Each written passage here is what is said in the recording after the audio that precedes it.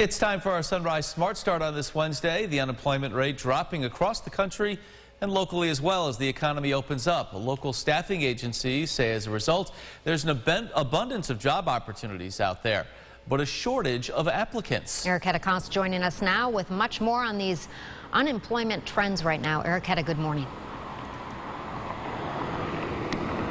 Good morning, Leah and Mark. Well, the downtrend in unemployment is great news, but yes, as you mentioned, we're told people are taking their time to get back to work. I spoke to someone with Rochester Chamber of Commerce, Farrah Roman, who says there's a few reasons this could be. One being the fear of COVID is still out there. Another factor, all the funding and aid out there from the pandemic. Because of funding available, a lot of people are more inclined to wait a little longer and be more selective in choosing where they want to work. And as we mentioned, there's so many options available right now in administrative work, call centers, and manufacturing being one of the most popular. Rochester's always been a manufacturing industry. We're growing significantly by leaps and bounds. The issue with manufacturing sometimes is that the candidate pool that's out there, they're getting to their retirement age. So the younger generation typically don't want to get into that manufacturing field. But the biggest issue is getting the interest for those folks that may not be college bound. Roman's advice for anyone out there who is looking is to keep an open mind, and whether you're working directly with an employer or an agency, there is something out there for everyone. In Rochester, Erica Cost, News 8. All right, Erica, thank you so much.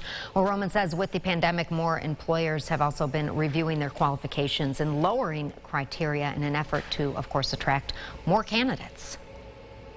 President Biden announcing he is moving up his deadline for states to make all American adults eligible for a coronavirus vaccine by almost 2 weeks. The administration says 28 million doses of vaccines will be delivered this week, but warned Americans we are not out of the woods just yet. Joined once again this morning by Washington correspondent Anna Warnicki with more on this. Anna, good morning. What is the White House COVID task force saying to states that want to start easing restrictions? Good morning. Well, Dr. Fauci said this week that the country is in a critical time, and he says that if we're not careful, we could see a potential new surge in virus cases. And that's what we're seeing with President Biden and Vice President Kamala Harris making this trip around the country, encouraging Americans in person to get the vaccine, and basically saying that if we're not careful, we could see this surge and it could be dangerous. They're saying if if Americans aren't careful going forward, that we could see a potential another shutdown, and no one wants that. So they're just warning states who want to start easing their restrictions, easing this mask mandates, which we've been seeing in several states. They're warning them to do the opposite and just to be careful, because they, like you said, President Biden said we're not out of the woods just yet. So just urging states to be careful going forward. Yeah, good advice there. We've heard a lot of talk about a possible COVID-19 vaccine passport. What does the White House say about that? Well, White House Press Secretary Jen Psaki actually addressed this in the press briefing yesterday, saying that the White House and the government are ruling out any involvement in a possible vaccine passport. She did say that, quote, the government is not now nor will be supporting a system that requires Americans to carry a credential. And she said there will be no federal vaccinations database or no federal mandate requiring everyone to obtain a single vaccination credential, basically deferring it to private companies if they want to do that themselves. All right, Anna, thank you so much for your coverage of this. Well, the announcement coming as coronavirus variants continue to spread. 9 states recently reporting at least a 20% increase in cases. All right, turning our attention to the forecast on this Wednesday morning. Seeing an increase as well in temperatures, Josh. Yesterday was nice. Today is going to be even warmer. And it gets even warmer the day after as we head into tomorrow. So it's a friendly trend if you like it on the warmer side. Cloudy right now in Rochester, but that will change as we head into the afternoon. The sun will be out, starting off the morning in the mid-40s to near 50. Good morning to you in Greece here at 46. Good morning, Canandaigua here at 48. Pollen count is up there. I want you to keep that in mind as you head out and about. If you're susceptible, it's the tree pollen, so keep that in the back of your head. Maybe pop an allergy pill before you head out and about for an extended stretch of time.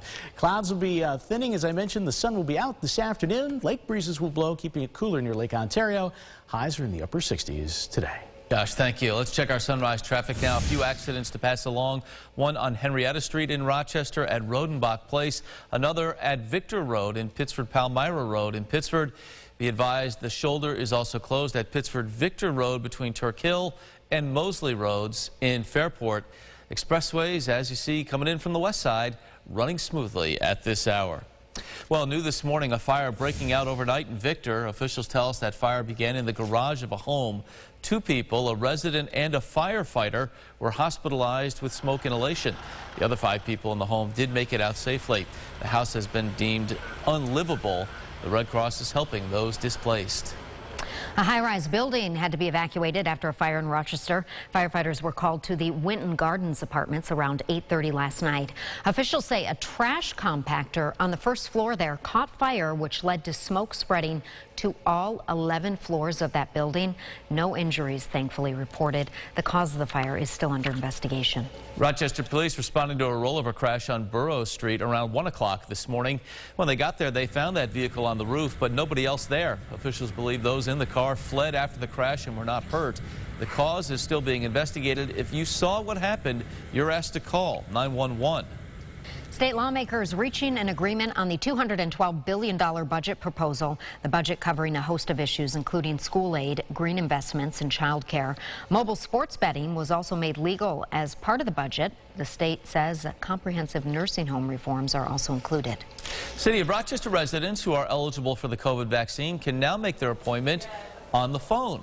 Vaccination appointments can be made by calling 585-753-5555. Officials say this hotline will help bridge the digital divide and provide greater access. In Maryland, police identifying the suspect in yesterday's double shooting near a military base. Officials say 38-year-old Fanton Woltensbet, a Navy medic, shot 2 other service members at a business park. He then drove to the base where he was shot and killed by police.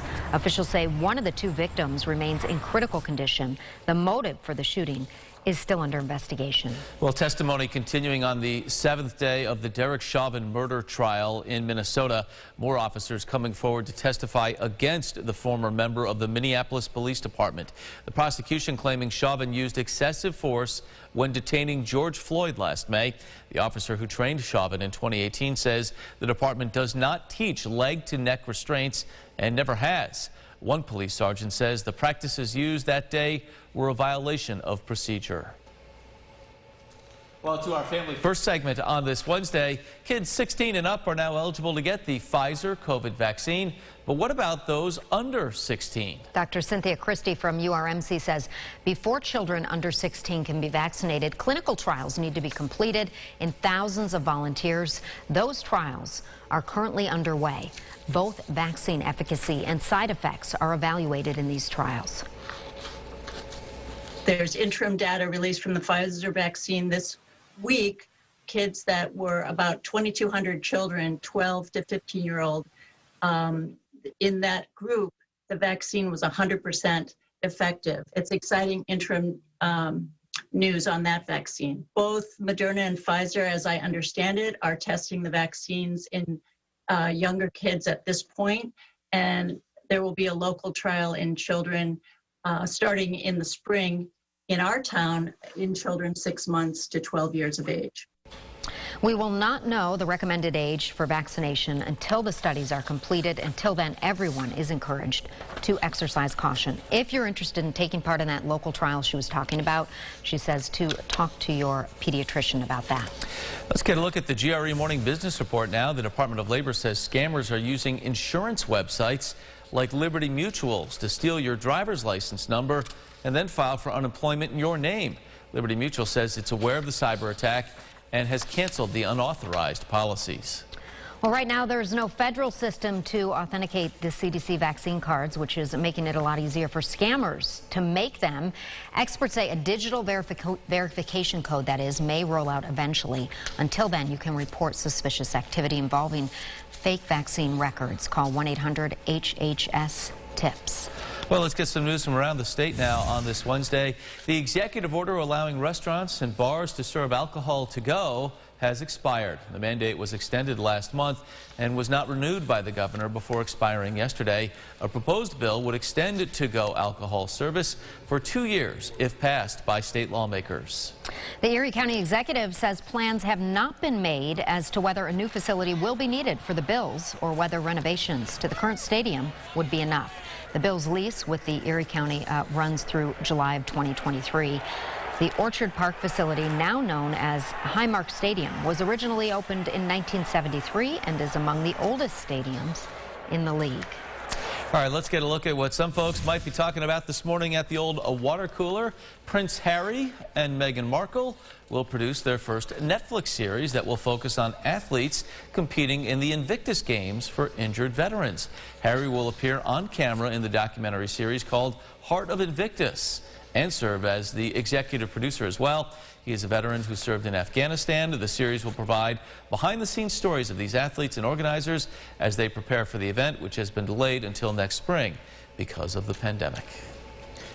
All right, sunny and 75. That's the song that we're singing this morning, right, Josh? Yeah, cue up Joe Nichols. No relation as far as I know, but maybe so. Temperatures today well south of the thruway into the 70s. Much cooler by the water's edge of Lake Ontario with that onshore breeze. Great golf forecast. It's a hole-in-one for sure if you're getting out on the greens. There is clearing in the distance. You can see that there as we look at the Port of Rochester. As we look back to the west. Again, lots of sun coming your way by this afternoon. Enjoy. We'll see you soon. All right. Thanks for watching News 8 at Sunrise. Our next update coming up in 30 minutes. CBS This Morning starts right now. Coming up next. Follow News 8 wherever you are on RochesterFirst.com, Facebook, Twitter, and on our app for news and weather.